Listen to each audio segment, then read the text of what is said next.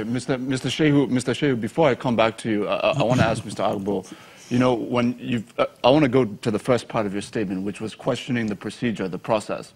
Now, when under the PDP administration, when there were those drawdowns on the excess crude account, were these same processes followed when the National Assembly is sending? Absolutely. all that the Federal Executive Council did was to arrive at the particular figure or the amount that will be necessary for whatever project that will now require the presidency or the federal government to go into the excess crude account. Once that is arrived, you don't even give Federal Executive Council approval. Other than that, I want to be very clear in my questioning here. Yeah. When the NGF came together under the president, Goodluck Jonathan, to make those drawdowns on the ECA, were they submitted to NAS and then transmitted to all the state houses of assembly for approval before those monies came out? They were transmitted to NAS. Now, but you mentioned the issue of the state houses of assembly needing to give approval, according to you. So I'm asking you, did that happen under the previous government? Now, the issue is this. That necessarily would not have happened because the governors then tried to usurp powers of legislature. But what we are saying is we are in a learning process. Are you excusing the fact that it didn't happen? I'm not excusing it. But it didn't happen? In the case of the local parliament, yes, it did not. We must be truthful. But what we are even saying at this level now is you are now totally taking the entire Nigerian legislature out of it. Even if it's not going to move down for state approvals, if I understand even if it will not go down for state approvals. If I understand your point, are you saying that in your case, you took out some members of the legislature, and in their case, you're suggesting that they want to take out the entire members of the legislature? Is that the point? Well, I'm sure you got me right, that we must deploy approval of the National Assembly on this matter. Mr. Shehu, I want to come to you because there are very, very, very serious questions around this money. You know, we've talked about the procedure, but the actual funds, what are they going to be used for? Nigerians feel like they're being put in the dark. There's a lot of opacity involved here, just as it was in 2014 before the 2015 election, and we know how that went. So what are these funds being used for, and why should Nigerians be confident that the money will actually be used for those things? Well, thank you. So I will go back to those earlier issues he had raised, then I will come to this question. I think we are dealing with two issues here. Presidential approval and the request, the demand on Constitution that President will not spend money until he gets National Assembly, which is being handled. There's a process for that. And then spending by state governors. It is not required by the Constitution for the President to go and ask state parliaments for this kind of approval. No, it is the governor or the Nigerian Governors Forum which had given this mandate to the President to spend that have this explanation to make. So they will go back to their parliaments and they will work it out. How they do it, it's their own business, but the President will not sign onto anything that is wrong. That I can assure you. Now, I think the problem that they had is that when they governed this country, there was no distinction between the Central Bank of Nigeria, the NNPC accounts, and the private pockets of individuals. And they are hallucinating. Assumption is that everyone will do as they did. I think that's the mistake they are making. And that takes me to your own question. This is a country that is at war with the insurgency, although technically defeated.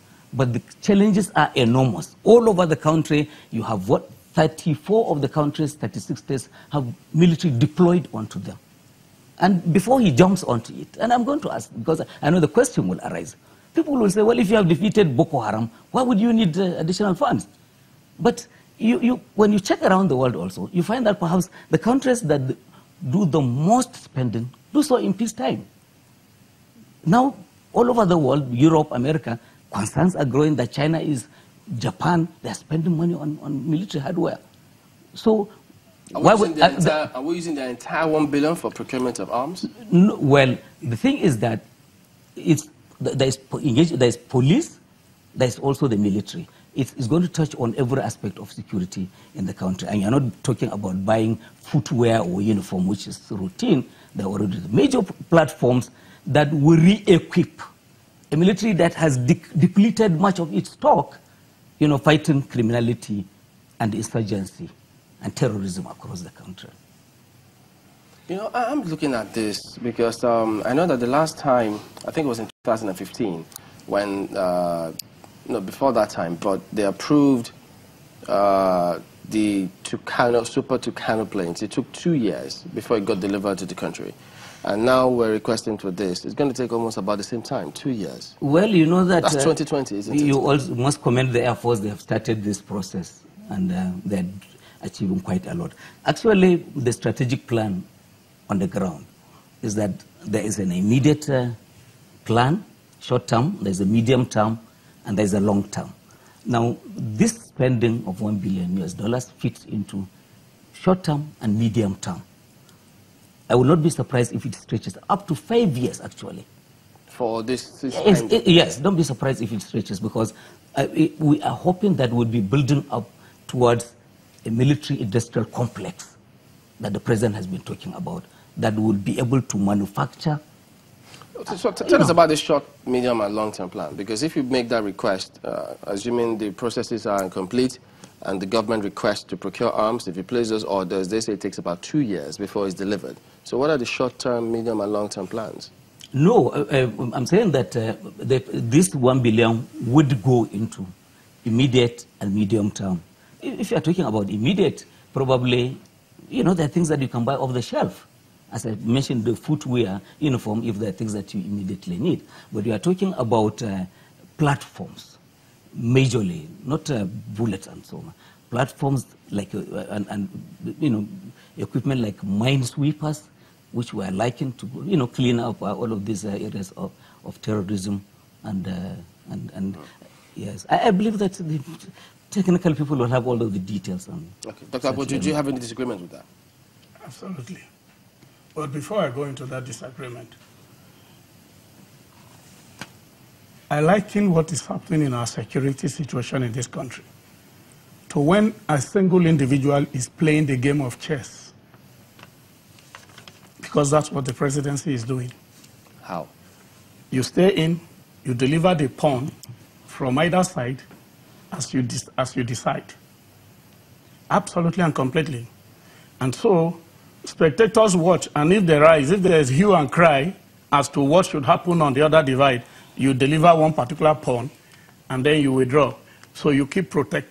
Because we are aware, this is the same government that the minister came out openly to tell Nigerians that they are in discussion with Boko Haram. Okay, we'll take it from that point. We need to go to break, pardon me. But we'll be back and let you continue. Don't lose your train of thought.